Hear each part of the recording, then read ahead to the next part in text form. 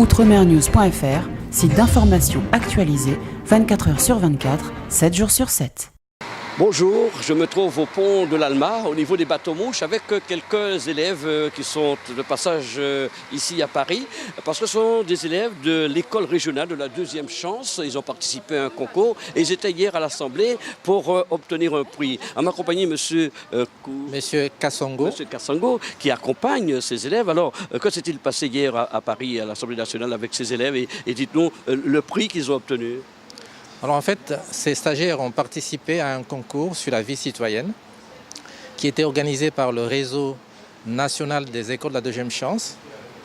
Donc nous étions ici pour la remise de prix et ils ont gagné le 5e prix. Formidable. Et quel fut leur sentiment lorsqu'on leur a attribué ce 5e prix? Ils sont enthousiastes parce que nous sommes 5e sur 28 films qui ont été présentés. Donc ils sont très contents du résultat qu'ils ont obtenu. Alors, deux mots sur cette école quand même régionale de la deuxième chance, M. Kousson. Alors, l'école de deuxième chance, c'est une école qui accueille des jeunes de 18 à 30 ans qui sont volontaires pour reprendre les études ou trouver un emploi. Et nous les accueillons pour les remettre à niveau afin de les préparer vers une formation qualifiante. Parmi eux, il y en a qui sont très motivés, qui veulent tout de suite travailler. Et lorsqu'on trouve du travail, on les insère directement. Donc nous sommes là vraiment pour les encadrer, afin de faire réussir leur projet, s'ils en ont. Et s'ils n'en ont pas, on travaille avec eux pour qu'ils trouvent un projet. Combien d'élèves, par exemple, pour cette saison? Cette saison, je ne me souviens pas du nombre, mais je pense que nous avons des entrées et des sorties permanentes. Et sur l'année, il y a un passage de plus de 200 stagiaires qui arrivent dans notre école. Voilà. Et le prix que vous avez obtenu à Paris ne peut que vous encourager d'aller encore plus loin avec ces jeunes? Bien sûr, ils ont des ambitions. Nous allons les encourager pour qu'ils aillent plus loin par rapport à ce qu'ils ont déjà réalisé. Et je pense qu'il y a beaucoup d'espoir et nous ferons des choses qui seront intéressantes pour eux et aussi intéressantes pour notre Guadeloupe. En fait, pour participer à ces concours sur la vie citoyenne, ils avaient choisi de construire un cuiseur solaire. C'était leur façon de participer un peu à la protection de notre environnement. Donc ils ont réussi avec des matériaux de récupération à fabriquer un cuiseur qui est capable de pouvoir allumer le feu et cuire des aliments. Donc c'est un projet qui peut aller plus loin, qui peut aboutir à une construction de cuiseurs solaires qui peuvent être distribués localement, nationalement, même à l'étranger pour des pays qui en ont besoin. Et ils ont aussi découvert que par le même procédé, la production énergétique électrique peut être aussi assurée. J'ai été contente de participer à ce projet. Bon, on n'a pas été les premiers ni les deuxièmes, mais ça a été bien. On a été 5e sur 28, c'est ça? 28, donc c'est aussi bien. Vous voyez ce petit point? C'est la Guadeloupe, département français d'Amérique.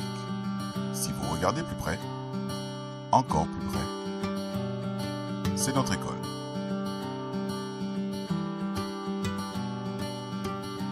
Voici notre groupe. Nous allons vous présenter notre projet. Tout d'abord, comment tout a commencé. On est encore dans le noir. Pas le choix, obligé d'arrêter les cours. Il est presque midi, c'est l'heure de déjeuner. Allons à la cafétéria voir ce qu'ils nous ont préparé. Madame, qu'est-ce qui se passe? Écoutez, je peux vraiment rien faire. Je suis vraiment désolée, je n'ai pas été livrée en gaz, j'ai pas d'électricité non plus. Mais on mange quoi? Je ne peux rien vous préparer. On fait comment pour le déjeuner? On n'a pas prévu d'argent. Le formateur nous propose des sandwichs. Des sandwichs? Mais bon, si la coupure s'éternise, va bien falloir trouver une solution. Et pour demain alors? Demain, il y aura une solution. D'accord. Merci de votre compréhension. Nous sommes à la recherche d'une idée de projet et nous partons sur la piste des énergies. Les énergies. Quelles sont les sources d'énergie que vous connaissez? Le pétrole, le charbon, le gaz, le nucléaire, la biomasse et l'hydroélectricité. En Guadeloupe, plusieurs sources d'énergie sont utilisées. Le fuel, ou pétrole, le charbon, la bagasse, issue des déchets de la canne à sucre, la centrale hydraulique, la centrale géothermique, la biomasse, l'éolienne, les panneaux photovoltaïques ou panneaux solaires. Mademoiselle. Mais monsieur, nous sommes sur une île. Si on n'a plus d'électricité, comment allons-nous faire? Après la coupure d'électricité hier, on a eu des difficultés pour faire la nourriture. La question de Fabienne elle est très importante. Et nous voilà à la recherche d'une autre façon de cuisiner. Ben, à part le gaz, l'électricité et le charbon, je ne vois pas d'autre moyen. Et dans ces cas-là, je vous invite à faire une recherche ensemble et nous allons faire des propositions.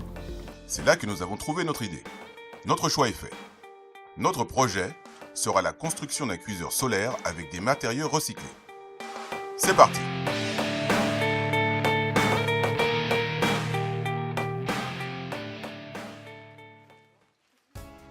Mais de quoi avons-nous besoin pour le construire?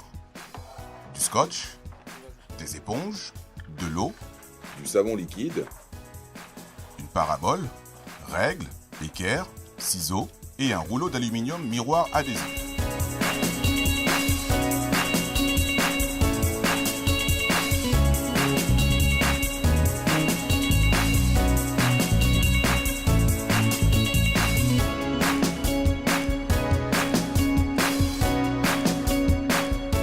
Et bien sûr, un support.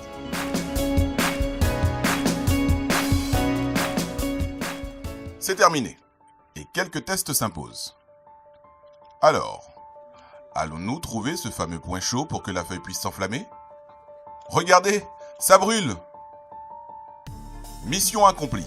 Maintenant, il nous reste à le tester dans la vie de tous les jours. J'ai attendu ça toute l'année, J'ai attendu ça toute l'année, Comme vous avez pu le voir, cela fonctionne plutôt bien. Un petit barbecue solaire que nous allons réutiliser sans problème. Faisons de la transition énergétique un engagement citoyen permanent pour préserver notre planète. Vous savez tout sur notre projet. À bientôt avec l'ER2C de Guadeloupe.